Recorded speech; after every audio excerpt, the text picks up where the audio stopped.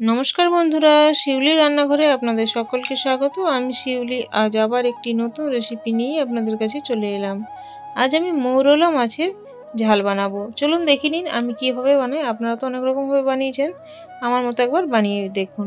এখানে 250 গ্রাম মৌরলা মাছ নিয়েছি। এখানে স্বাদ মতো বা পরিমাণ মতো লবণ আর হাফ চামচ মতো হলুদ গুঁড়ো দিয়ে আমি ভালোভাবে মাখিয়ে নেব। মাছটা ভালোভাবে ধুয়ে নিতে হবে। এবার কড়াই চাপিয়ে দিয়েছি। কড়াইয়ের মধ্যে পরিমাণ মতো সরষের তেল দিয়ে নেব। রান্নাটা সরষের তেলে করবেন। তেলটা এভাবে চারিদিকে ছড়িয়ে দেবেন আর তারপর মাছগুলো আমি দিয়ে নিচ্ছি। তো কিছু কিছু পরিমাণে মাছ দিচ্ছি, একেবারে পুরো দিইনি, তাহলে মাছগুলো ভেঙে যাবে না, কারণ মাছটা খুব নরম হয়।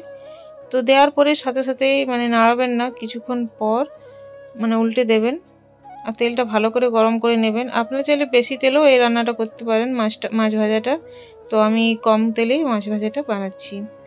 এক পিঠটা উল্টে দিচ্ছি, এক পিঠটা হয়ে গিয়েছে। তো এবার আমি উল্টে দিচ্ছি।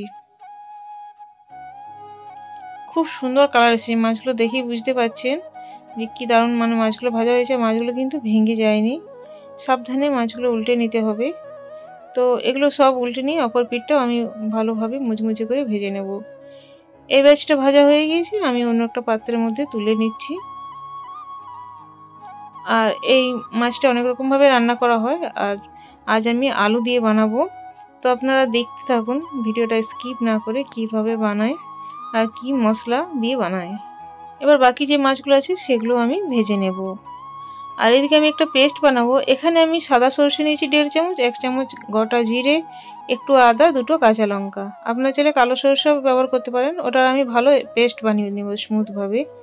এবার আবারও কড়াই চাপিয়ে দিয়েছি। কড়াইয়ের মধ্যে পরিমাণ মতো সরষের তেল দিয়ে নিলাম। হাফ চামচ আমি কালো জিরে ফোড়নে দিয়ে নিলাম। ফোড়নটা কিছুক্ষণের জন্য ভেজে নিলাম। তারপর আমি এখানে আলু দিয়ে নিচ্ছি। দেখুন লম্বা লম্বা করে আলুগুলো কেটে নিয়েছি, এরকমভাবে কেটে নেবেন। মোটামুটি মাঝারি সাইজের 2টো আলু দিলেই হয়ে যাবে। তো এগুলো কিছুক্ষণের জন্য আমি ভেজে নেব। আলুটা একটু হালকা কালার আসবে ততক্ষণ পর্যন্ত ভেজে নিতে হবে। খুব সুন্দরভাবে ভেজে নিয়েছি। এবার আমি 2টো পেঁয়াজ লম্বা লম্বা করে কেটে নিয়েছি। দেখুন পেঁয়াজটাও, এটাও আমি দিয়ে নিলাম। আগে আলুটা ভেজে তারপর পেঁয়াজটা দেবেন। আলু আর পেঁয়াজ দুটোই একসাথে কিছু সময় ভেজে নিতে হবে।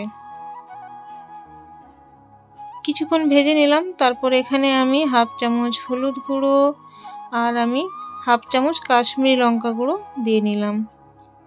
এগুলো সব কিছু মিশিয়ে আমি একটু কিছুক্ষণের জন্য আলুটা কষিয়ে নিচ্ছি বা ভেজে নিচ্ছি।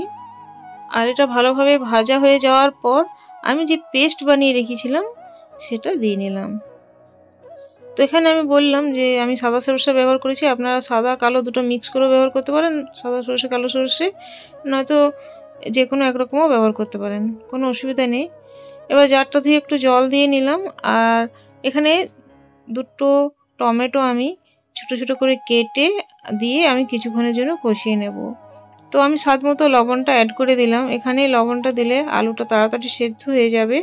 আর মশলাটা কিন্তু ভালোভাবে কষিয়ে নিতে হবে, যেহেতু কাঁচা আছে। তো আমি কিছুক্ষণ সময় নিয়ে মশলাটা কষিয়ে নিলাম।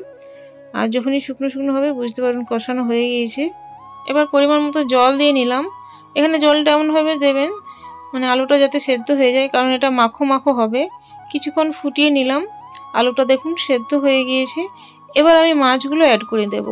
মাছগুলো অ্যাড করার পর মোটামুটি 2 থেকে 3 মিনিটের মতো মিডিয়াম আঁচে রান্না করলেই হবে। তো খুব বেশি রান্না করার প্রয়োজন নেই। মাছটা একটু নরম হয়ে গেলেই জানবেন রান্নাটা কমপ্লিট হয়ে গেছে। বন্ধুরা, আমার এই রেসিপিটা ভালো লাগলে প্লিজ লাইক, শেয়ার, কমেন্ট করে সাবস্ক্রাইব করে আমার পাশে থাকবেন। পাশে দিয়ে বেলটা প্রেস করে অল করে দেবেন, তাহলে নিত্য নতুন ভিডিও বা রেসিপি সবার আগে আপনাদের কাছে পৌঁছে যাবে। হালকা হাতে এইভাবে নাড়িয়ে নিতে হবে, মাছগুলো যাতে ভেঙে না যায়।